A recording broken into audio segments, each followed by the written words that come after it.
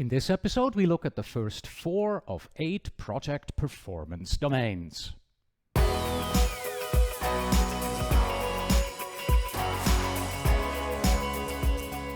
Hello and welcome back to the Project Management Podcast at pm-podcast.com. I'm Cornelius Fichtner and this is episode 482, which was recorded live on YouTube and Facebook, and it is part of the PM PrepCast, which is my PMP exam prep training course. I'm sharing this with you here on the PM Podcast as a follow-up to the 12 principles that we looked at in previous episodes so that you can keep on top of the developments in project management theory, in particular these 8 performance domains that you see on the screen right here. In that way, you learn about the new domains from the PMBOK guide and how they are shaping up. And as always in episodes like this one here, it is a video episode. So if you are not seeing the video, then please visit pm-podcast.com/482 to watch. Let's begin. Hello and welcome back to the Project Management PrepCast. I'm your instructor Cornelius Fichtner, and this lesson is recorded with a live audience on Facebook and YouTube, and we are going to take a look at the project management domains. In particular, this is part 1 of 2 in which we want to review the 8 performance domains that got introduced with the publication of the PMBOK Guide 7th edition. And right now, in the next hour or so, we want to review the 4 domains here on the left: stakeholders, team, development approach and life cycle, as well as planning. One thing I want to make clear before we start going here is this. While we are going to be using the PMBOK guide as a foundation for this, right? I'm not going to be reading the PMBOK guide to you. This is not a reading. This is not a derivative. All of this is based on our own research that we have done and published as an article called 8 Project Performance Domains, the Project Management Experts Guide.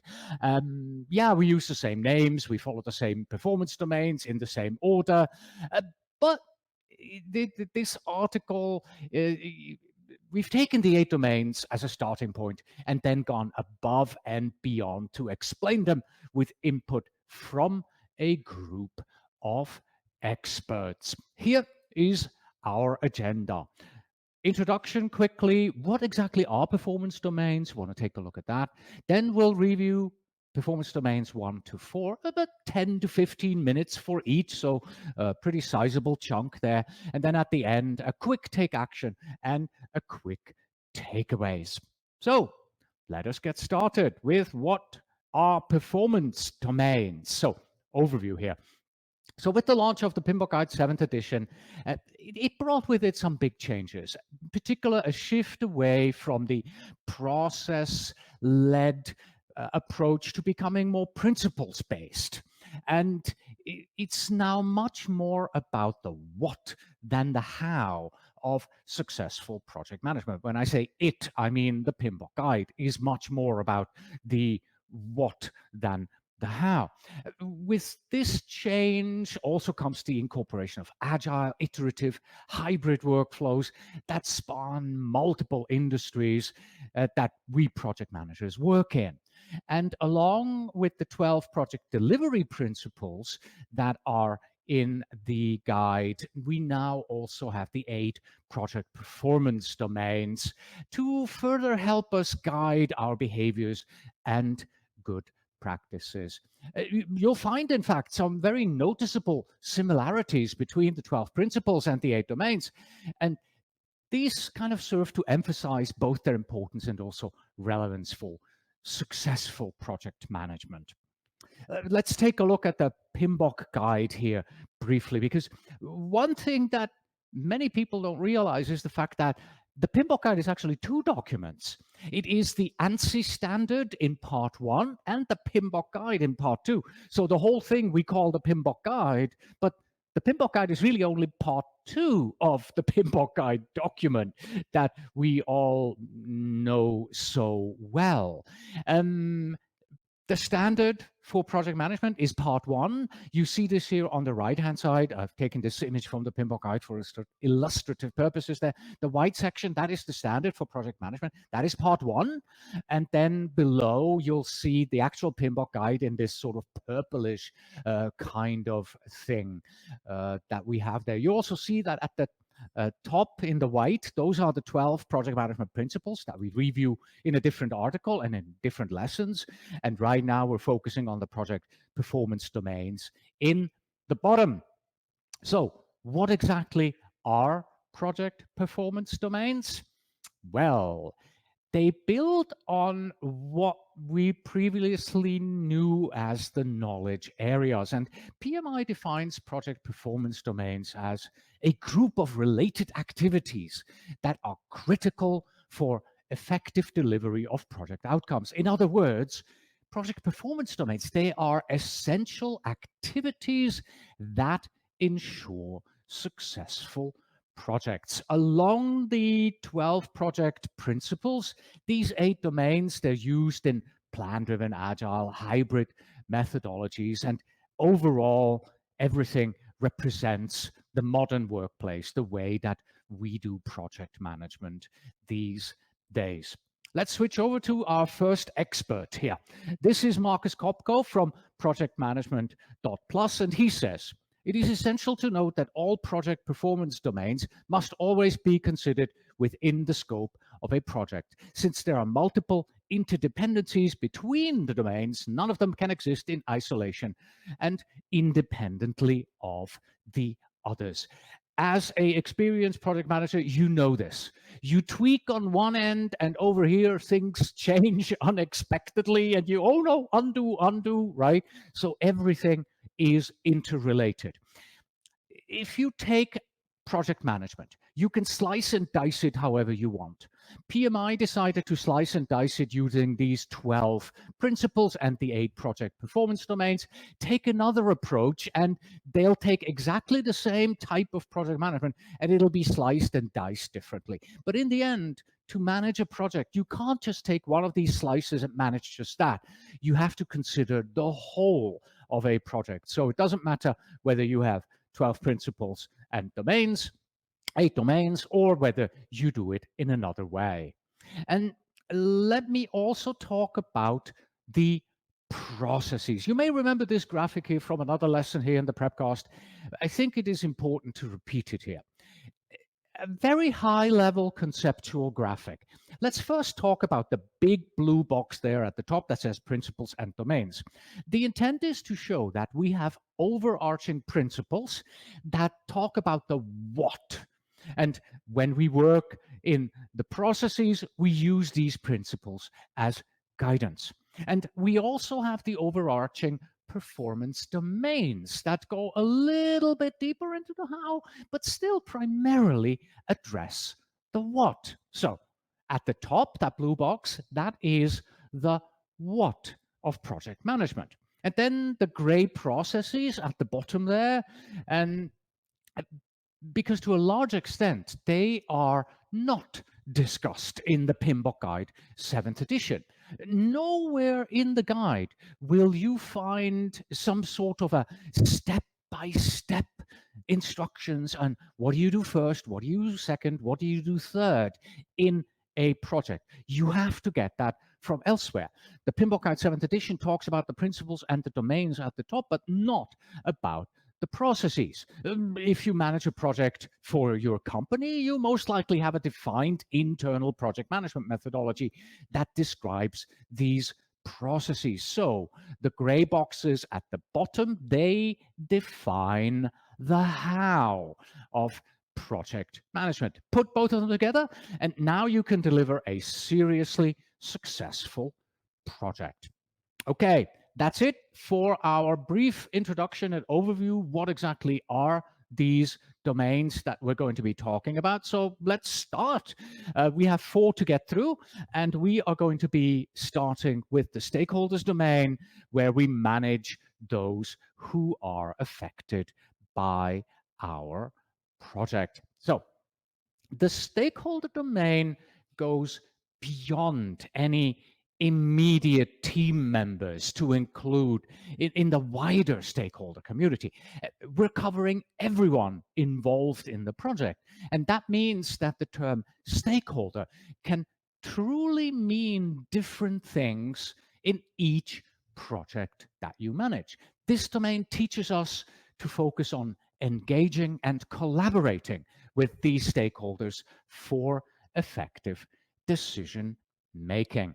And for me, really, this is the most important domain, because without people, there are truly, there cannot be a project, right?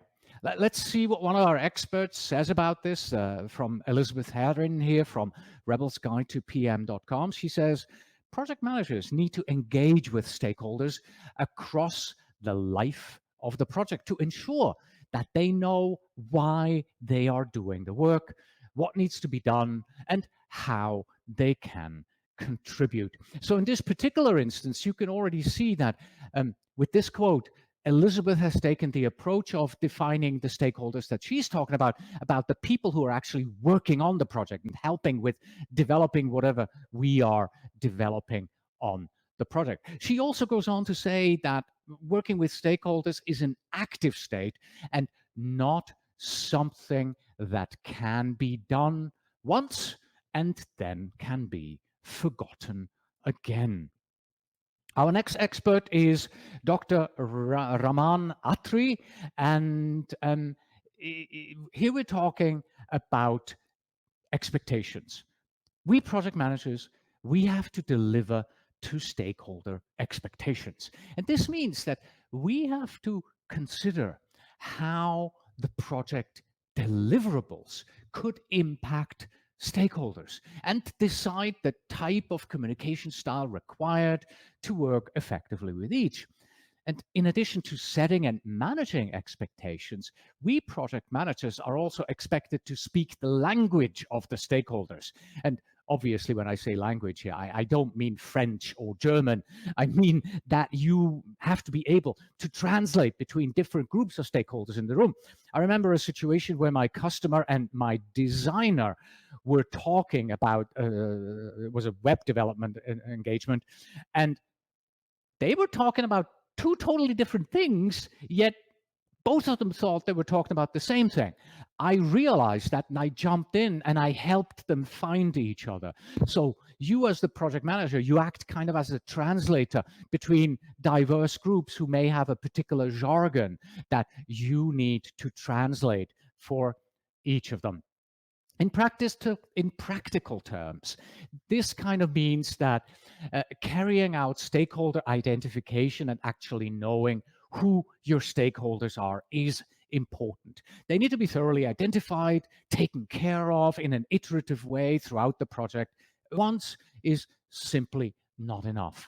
They can also change. In some cases, with key stakeholders leaving, that can have a massive effect on your project. Looking at how stakeholders can contribute to project success is also important. You want to make sure that they know why they are on your project. You want regular meetings, keeping them communication channels open. You need to negotiate with the decision makers in order to navigate the complexity of decisions and meet competing, sometimes even conflicting expectations. And then metrics for stakeholders tend to be difficult to gather. There are ways to do that, like a net promoter score, for example, surveys, informal conversations. We do have ways to measure how people feel about the work being run. So you can change what you were doing to be effective. And then finally, you have to show partnership with your stakeholders to execute the project success. Antje Lehmann from AntjeLehmann.com, she translates this as follows, and she says, this domain revolves around taking care of everyone involved in the project, not only the team and all the people hoping to get results from them, but also often forgotten stakeholders, maybe legal teams or people who are in some way affected by the result of a project very marginally. Right? There's also one important thing that I would like to point out. the PMBOK guide now talks about engagement, stakeholder engagement, not stakeholder management, because we can manage stakeholder expectations and help them understand what they can get out of the project, but we cannot manage them as people, really. We can engage them, we can get their engagement for our product, but managing them like you manage, I don't know, machinery, there's simply no way to do that. Okay. And also from Oliver Lehmann here at oliverlehmann.com, uh, this is something when it comes to taking the exam. Take a close look as what is meant by stakeholders. People may use the word differently. Stakeholders can mean different things to each project. It could be those who simply have an investment in the project, those who are active participants, those who have a claim to the project, or those who interact and exert influence over the project. It's really, it also includes stakeholders that you develop the product for. They all need to be factored in. They have a vested interest in. And in the end, those who are not considered stakeholders, well, they will feel rejected and they can negatively affect your project. So for the PMP exam, make sure you understand when you read a question what is actually meant. Now, so far, this has been mostly just me talking and presenting, but this is an interactive presentation. We have people joining us on Facebook and on YouTube there. Looks like about 25, 30 people at the moment have joined us. Hello. And we're now getting into the audience participation section, because from here on forward, I would like you to help me out. I have a sample question here about the stakeholder domain from the exam simulator, pmexamsimulator.com, and I would like you to tell me what you think the correct answer is. Here's the question. As the project unfolds and each sprint results in a working product increment, the project sponsor realizes that more and more stakeholders oppose the project. Despite this, the project achieves its objectives. At the project retrospective, the sponsor asks the project leader how they managed to successfully complete the project in this seemingly hostile environment. The project leader replies that A, the team gold-plated the product increments to appease the opposing stakeholders. Is it B, stakeholders who opposed the project did not negatively impact the project outcome? Is it C, supportive stakeholders actively participated in every detailed daily stand-up meeting? And could it be D, the product owner rejected any changes requested after the first sprint? So what do you think might be the reason why the project was successful, even though we had all these negative stakeholders? A, B, C, or D? Please type the letter into the chat on Facebook and YouTube. I'll give you about 20 seconds there, and we'll get back.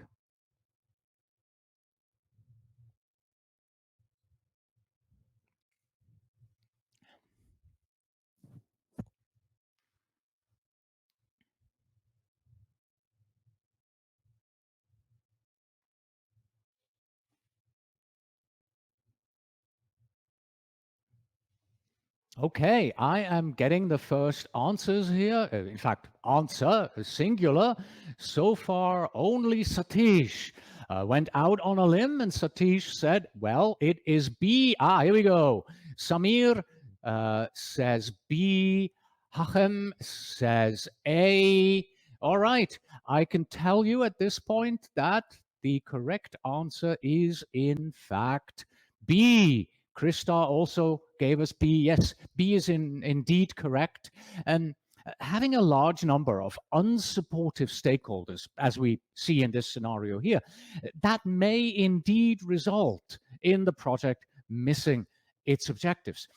The fact that the project has been successfully completed, that suggests that the project leader, the team leader, effectively engaged with these stakeholders, keeping them from negatively impacting the project's outcome. Yes, so the scenario refers to stakeholder engagement, and effective stakeholder engagement results in productive working relationships with the stakeholders and an agreement with the project goals. Obviously, on every project that I manage, I always hope that I have only supporting stakeholders and nobody negative, but that's never the case. There will always be somebody who doesn't really appreciate what you're doing. They feel threatened by your project.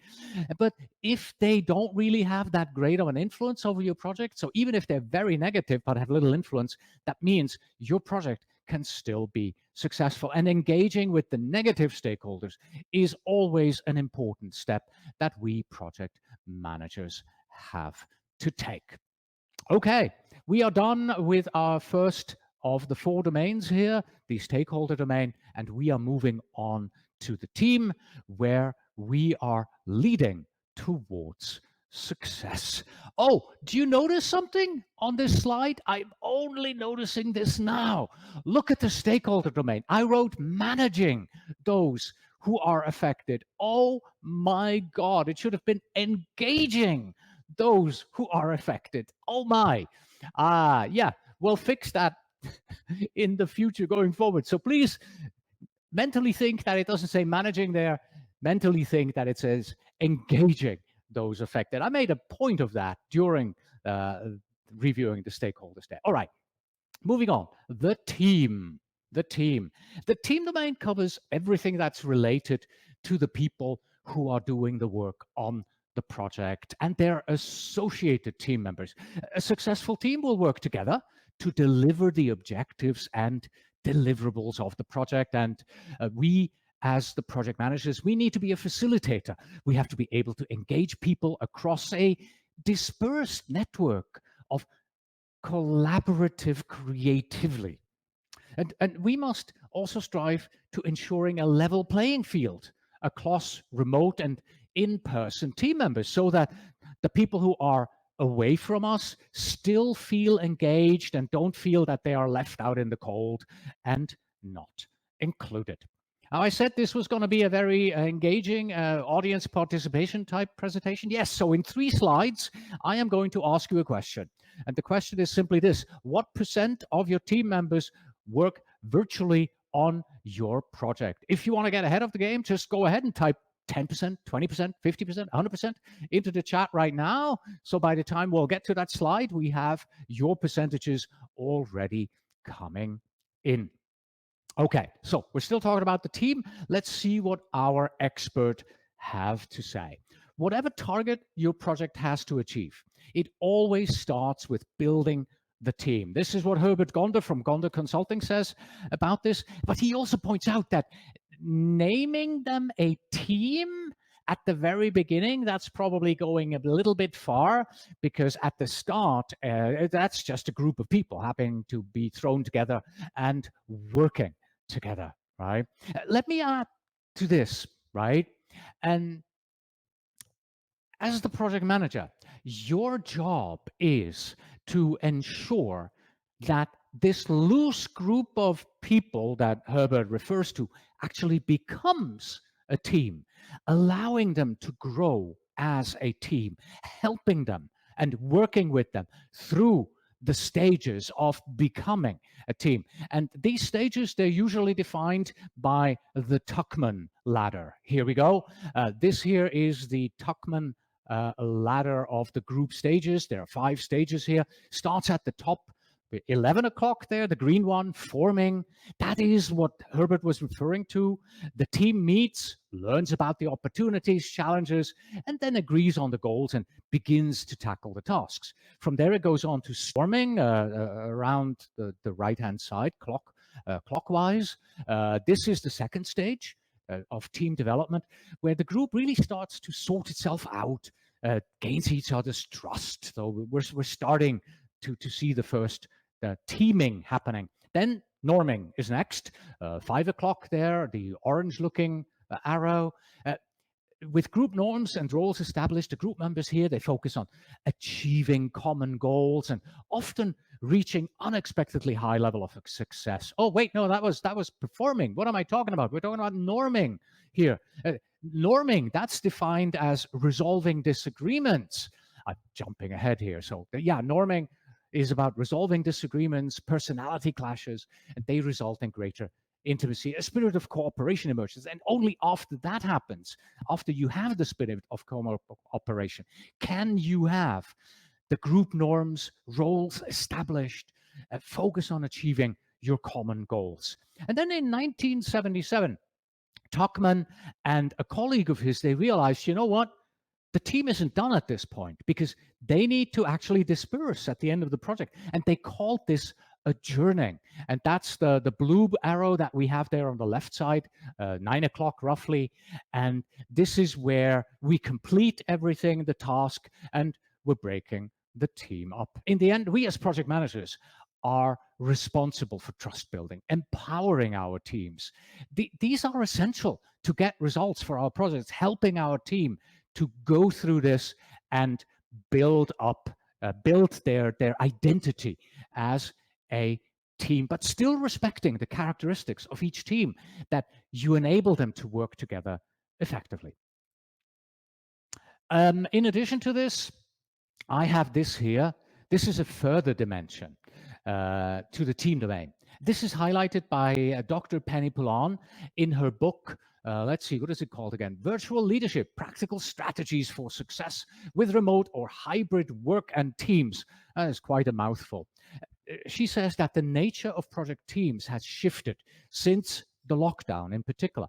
Projects often now need to be delivered through fully remote or hybrid teams.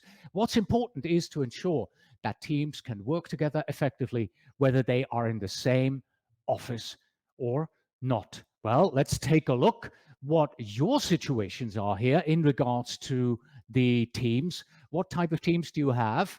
Marjorie says 100% of my people are remote, but then we have Samir. 0% of my teams are remote. Krista has 3%. Barry, again, 100%.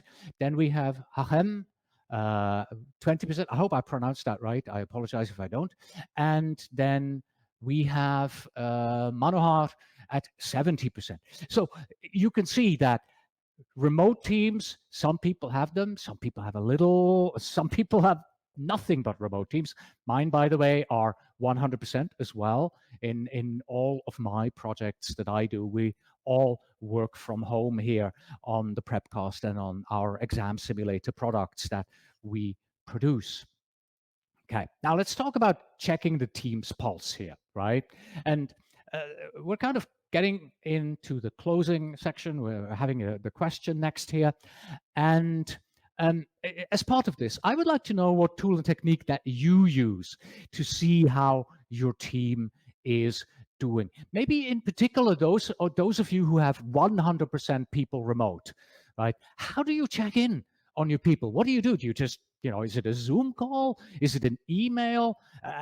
How do you know whether your team is doing well or your team is not doing so well? How do you do that, right? And while you do that, let me just briefly say this. Performance measurement for teams can feel quite subjective. I mean, think about it, right? You ask one person how you're doing. Oh, I'm doing great. The team is really working well. And you ask somebody else, it's like, this is the worst team I've ever worked on. Nobody talks to me. I'm having a really hard time. Very, very subjective kind of situation there. So daily stand-up meetings, they help. Team surveys, they can check in how people are feeling, literally sending them a survey, yes. And many agile retrospective tools, they include informal check-in questions so that you can sample the mood of the team. Right, we have just one person who responded here, Marjorie. We've got a couple more coming in, right? Daily stand-up meetings, Marjorie does those. And she, by the way, is one of the 100%ers here.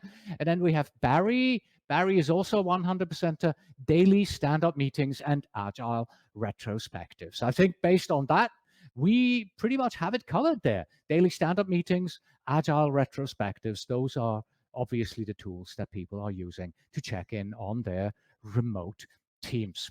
Sample question again here from the PM exam simulator. Here we go. A high-performing project team is on track to complete the product development within the remaining 2 iterations. Unfortunately, the project manager gets severely sick and won't be able to come back to work for the rest of the project duration. It is unclear how soon, if at all, the organization will be able to find a replacement. What should the team do? Should they A, take a self-study course on effective project management? Should they B, self-organize to reduce user stories that may hinder project completion? Is it C, rotate the facilitator's role among the team members? Or is it D, postpone project work until a new project manager is assigned? So project team left alone, no project manager. Now, how are we moving forward? A, B, C, or D?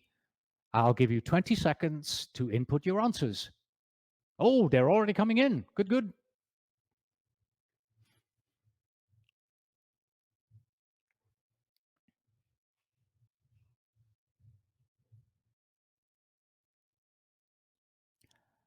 At this point, it looks like we have a consensus from our folks here.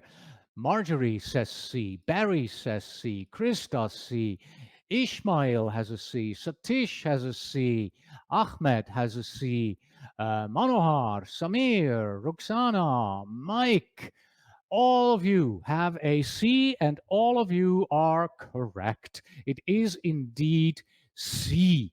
That is the correct answer.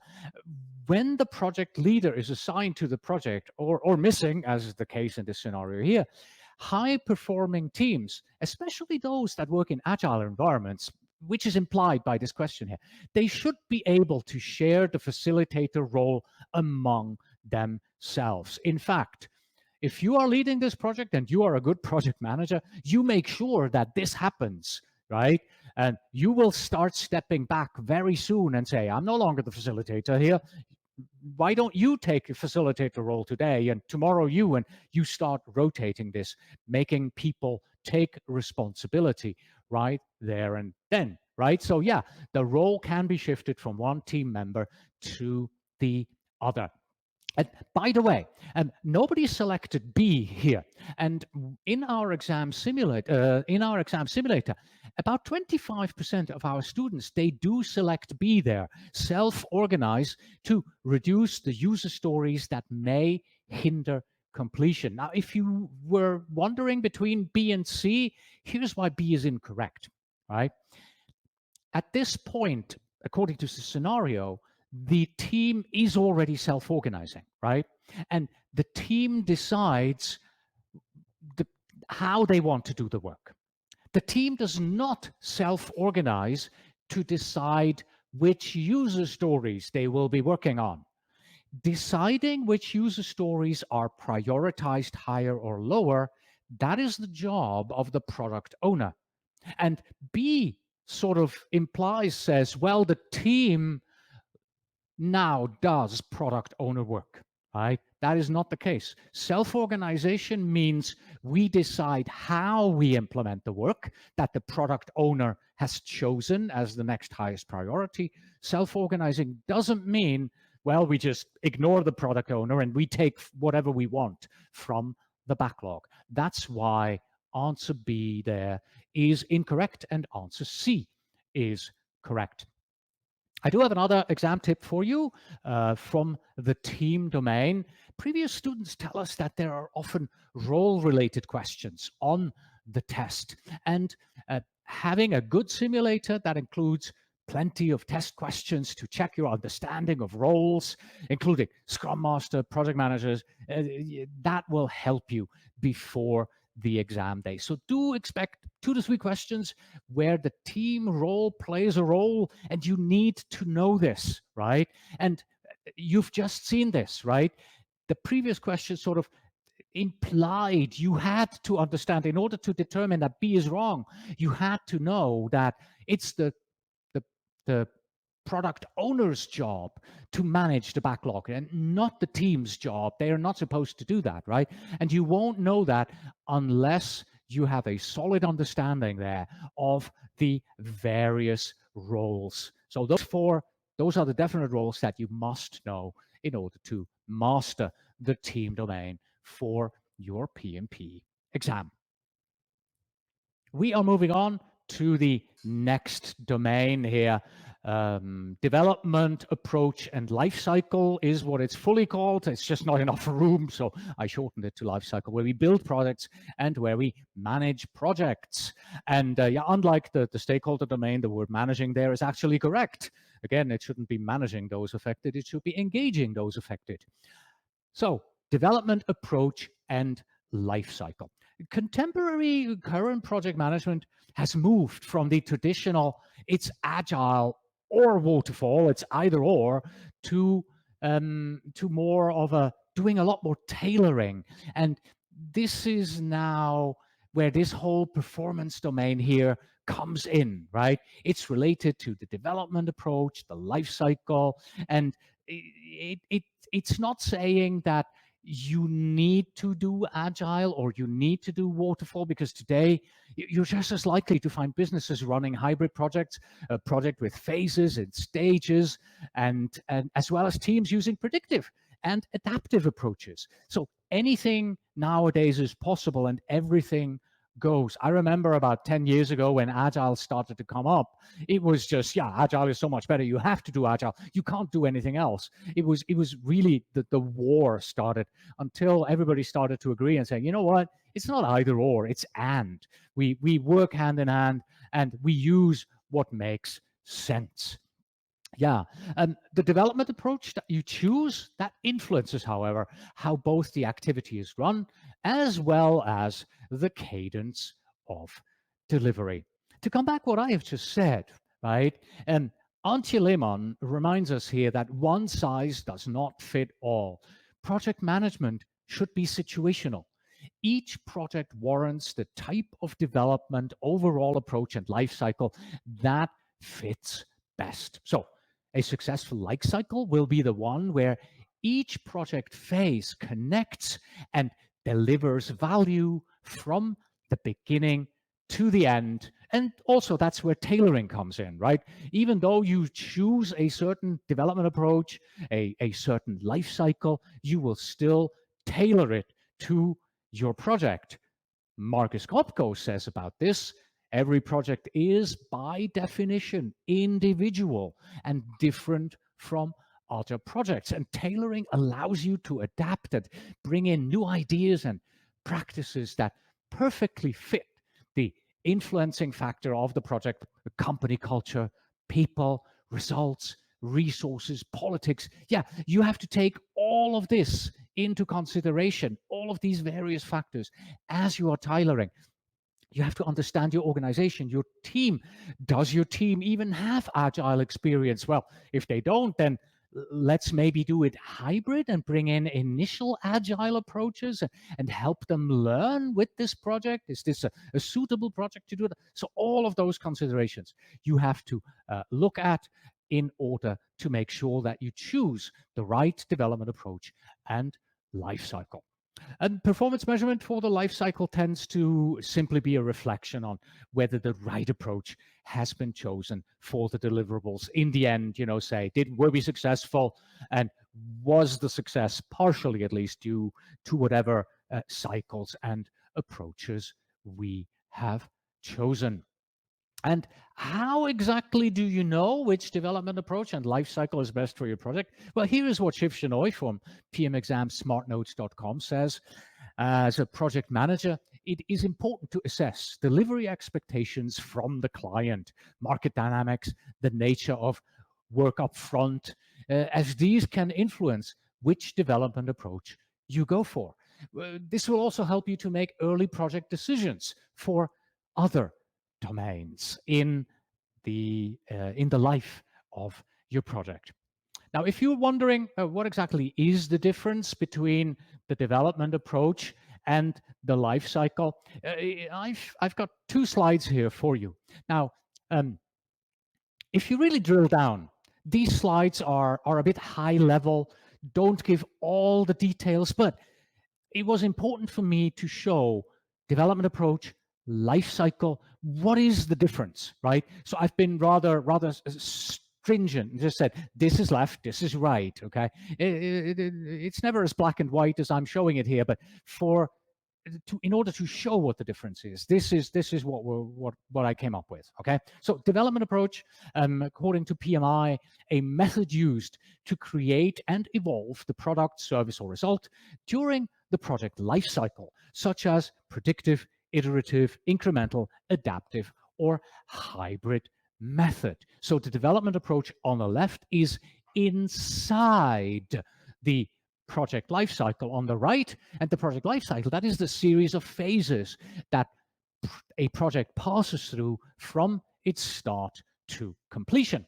Let's look at that from a slightly different perspective. So under development approach, we will put things like a waterfall development approach, an iterative incremental, or an agile development approach, whereas the project lifecycle could be more plan, do, check, act, initiate, plan, execute, close, or whatever project management lifecycle methodology you use in your company, right? Could be something like that. Rational unified process, again, doesn't fit here. So let's not muddy the waters here with that. And so on the left, the development approach focused on developing the product, whereas on the right, the project lifecycle, I've given it away there a bit, that focuses on the project. Once again, we are coming to our next sample question from pmexamsimulator.com here. A new project will require extensive stakeholder involvement and is expected to produce its first deliverable as soon as 1 month after getting the green light to proceed. The deliverable is anticipated to have a high degree of innovation. The performing organization operates in an industry that has considerable regulatory oversight. What development approach should the project manager recommend for this project? Should the development approach be A, adaptive, B, predictive, C, hybrid, or D, innovative? A, B, C, or D? Looking forward to your answers here.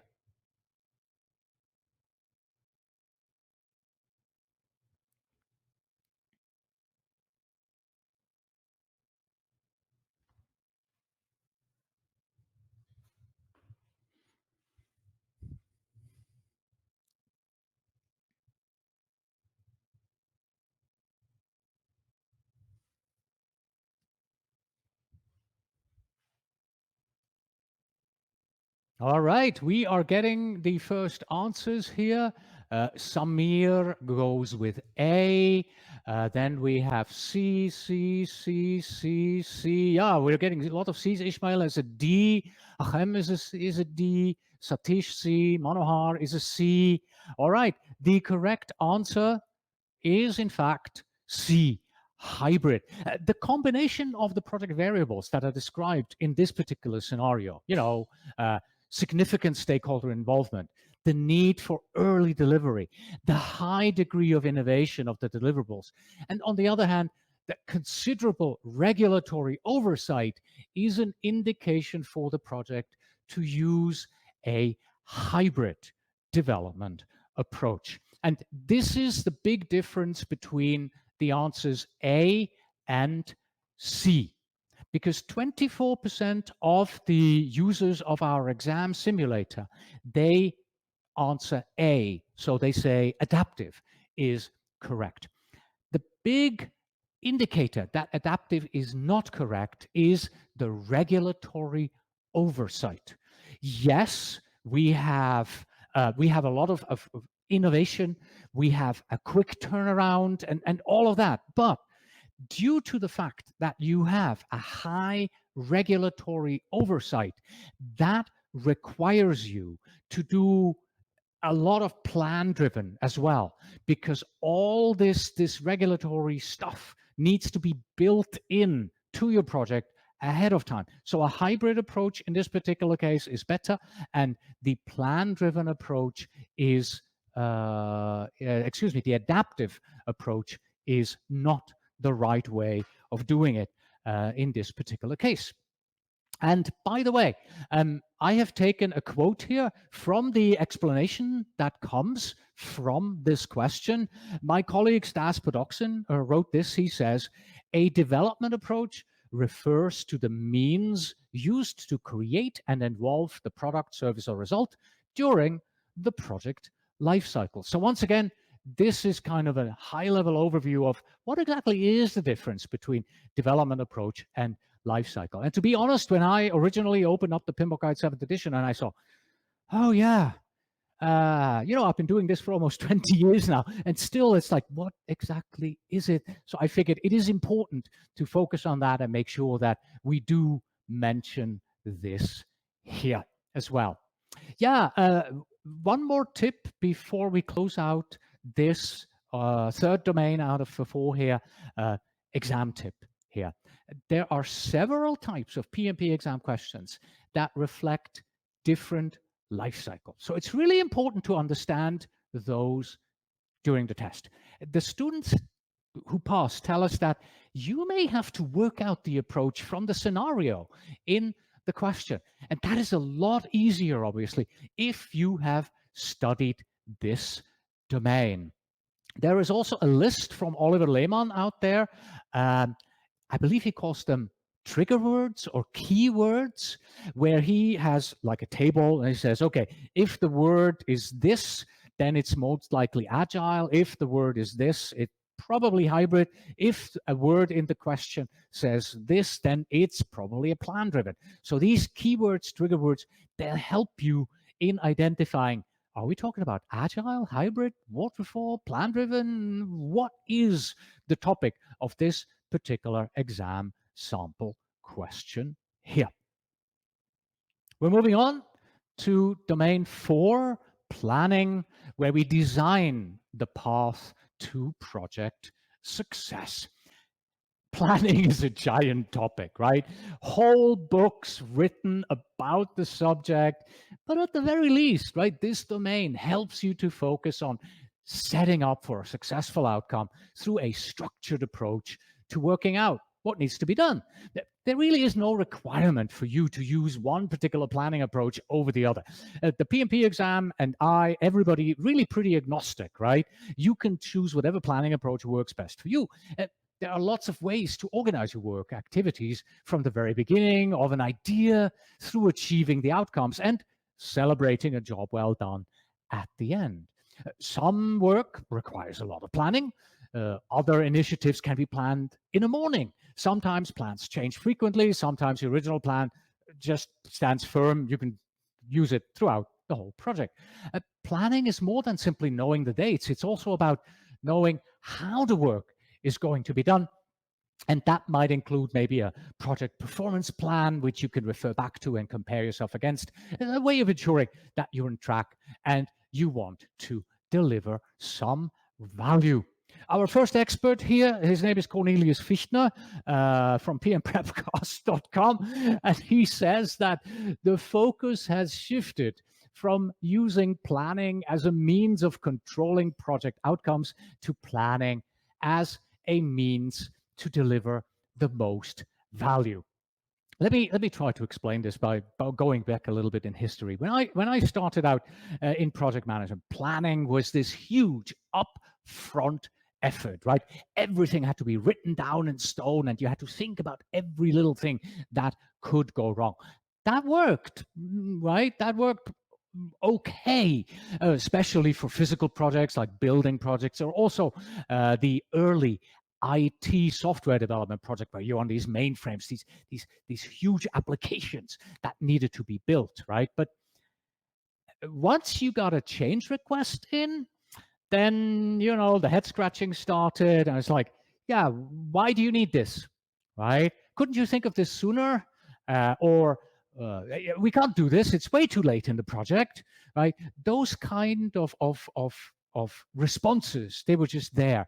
That led to friction, right? And it became very clear very soon that we needed a different approach. That doesn't work, right? We cannot have this discrepancy between customers needing different requirements and we project teams just going, I'm sorry, but it's just not possible for us to do this, right? So a new way had to be found, right?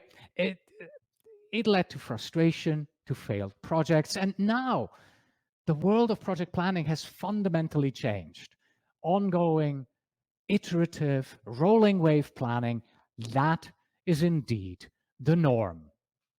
Uh, so some planning considerations, right? In contemporary projects, planning is no longer something that's only done as a big effort up front.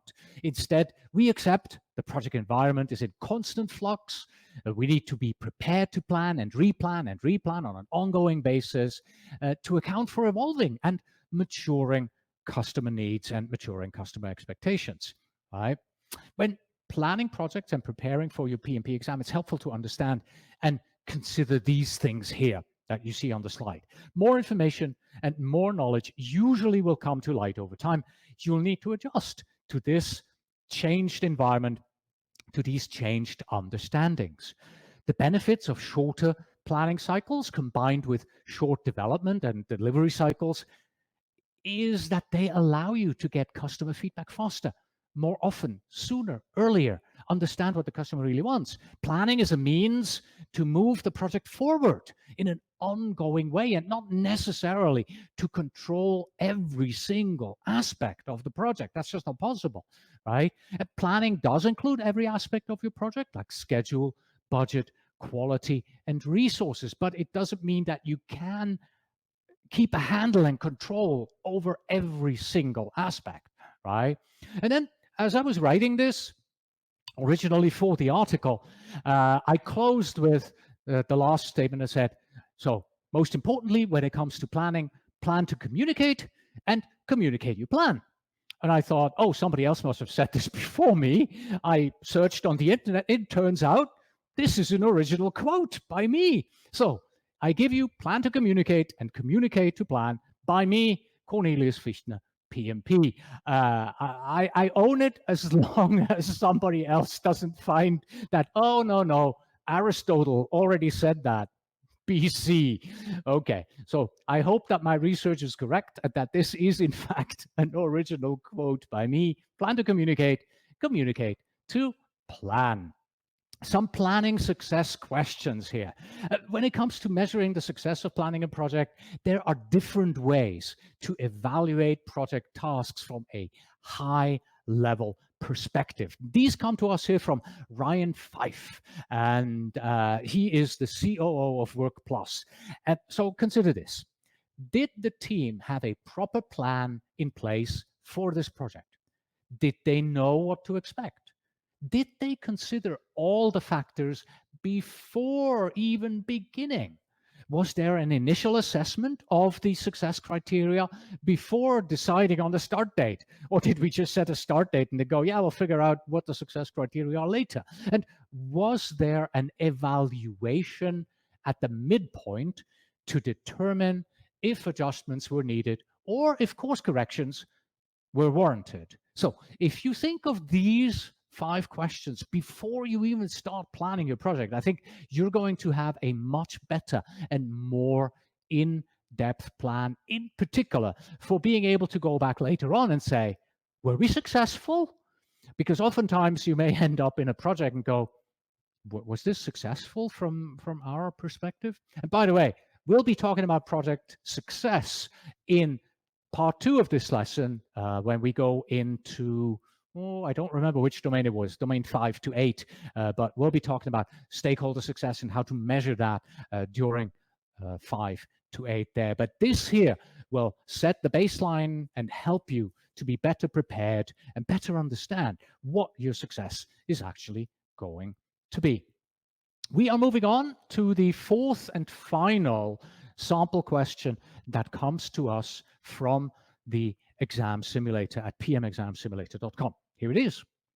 A project backlog comprised of various user stories. A project backlog is comprised of various user stories. Some represent unique and risky features. Others cover routine work activities. How should the routine work user stories be planned? Should routine work user stories be planned A, prioritized at the top of each sprint backlog, B, deferred until the last responsible moment, decomposed until into WBS work packages, or D, removed from the sprint and project backlogs? So how do you deal with routine work user stories? A, B, C, or D? Please type your answer into the chat on Facebook and YouTube.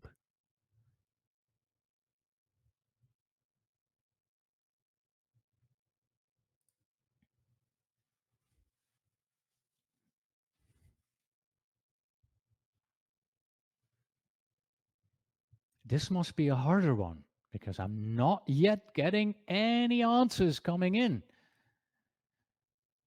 Right. Give you a few more seconds here. We're getting there. Marjorie has gone out on a limb and Marjorie said B. And I can tell you, Marjorie, you are in fact correct. B is correct. We have D, we have A, we have A. B is in fact correct. Marjorie there picked the right letter, right? Why is B correct? Well, the concept of last responsible moment, right? That refers to a planning approach in which the decision on when the items representing routine work should be completed is deferred until the cost of further delay exceeds the benefits. I am right now in a project when we are noticing this quite a bit.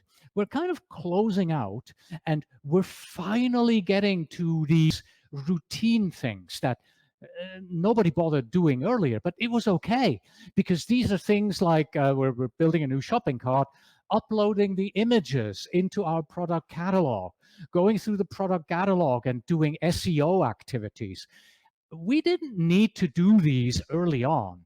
Who cares about SEO when it's not even working technically at the moment? So these routine activities that need to be done on a project before you can launch, those routine activities, you defer those until the last moment, almost the second before launch, right? You have to do it before launch. If we did it after launch, then SEO of our website would be bad. So that would not be a good thing. So you defer until the last responsible moment. That's the idea here. This is a lean development principle, by the way, last responsible moment. And it's defined as a strategy of not making a premature decision, but instead delaying commitment and keeping important and irreversible decisions open until the cost of not making a decision becomes greater than the cost of making a decision. All right. So this is an important principle that we have to know for the PMP exam, doing something, planning something until the last responsible moment, and only then taking it up. So we've done 4 questions. I've mentioned the PrepCast training and the exam simulator a couple of times. Here you go, in case you don't know, pmprepcast.com for the training, and the PM PrepCast exam simulator is at pmexamsimulator.com. We are done. Thank you so much for joining me. As promised, a quick take action and then also some takeaways. The take action is pretty similar to the take actions that I've given you for the 12 principles from the PMBOK guide. So if you are a PMI member, you can download the PMBOK guide 7th edition PDF from the PMI website. Simply go to pmprepcast.com/PMBOKDL, PMBOK download, and it will take you to the page where you can download it. You have to be a PMI member, and in order to do that, that's just a forwarding URL, by the way, so that when PMI changes their page, you can still find it. We'll just update the forwarding link there. What I want you to do is with the 12 principles, I said, why don't you read each of those 12 principles? Because they're short, 3 pages, easily done in 10 minutes. The domains, they're longer. If you are stuck for time, if you're short on time, then at the minimum, I want you to look at each of these 4 domains. At the beginning, there's usually sort of a box, an overview box that explains what this principle is all about. Then there are definitions followed by that box, usually sort of a salmon-colored box with the definitions. I want you to study those definitions, and I want you to at least read the opening statements. Usually for each domain, 6 to 6 paragraphs, something like that. Sometimes there's even a graphic there. And I want you to read those opening paragraphs to get a feel for the domain. If you are short on time, that's what you should be doing. If you have all the time in the world, obviously you want to read the complete domain 1, 2, 3, and 4 from the PMBOK guide. Takeaways. Just a quick one. So I've been talking about these domains and principles, and they're both within the PMBOK guide. Let's just quickly review what they are as the big takeaway here. Domains, those are select areas where we project managers apply our knowledge, our experience, and the principles from the standard. They guide us as we work our way through the domains. And the principles, again, second bullet point, they illustrate good project management behavior. So the principles is the behavior, and the domains are the areas that we need to focus on as project managers, and the principles help us do the right things in these domains. That's it for this lesson here of the Project Management PrepCast with domains 1, 2, 3, and 4. I will see you again when we talk about the principles 5 to 8. Thank you for being here. Until next time.